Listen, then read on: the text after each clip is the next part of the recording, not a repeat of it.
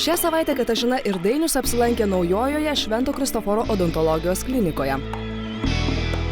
Kiekvienam žmogui absoliučiai turėtų rūpėti jo šypsena, nes manau, kad gražus dantis, graži šypsena yra kaip ir žmogaus vizitinė kortelė. Man taip svarbu, ypatingai scenoje, manau, kad turi viskas atrodyti perfekt.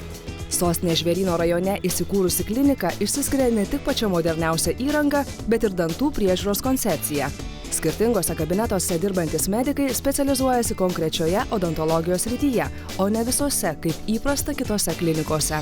Švento Kristoforo klinikoje patys geriausi savo srities profesionalai atlieka burnos higienos procedūras, šalina dantų ėduonį, koreguoja dantų formą, atlieka įprastą ir estetinį plombavimą, protezavimą ir implantavimą.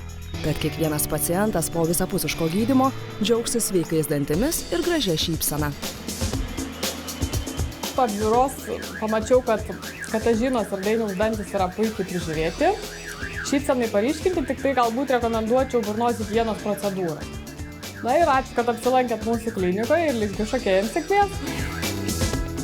Aišku, ne tik scenos žmonėms, bet apskritai visiems žmonėms reikėtų kuo daugiau šypsotis, nes tai yra, vidaus kaip ir išraiška.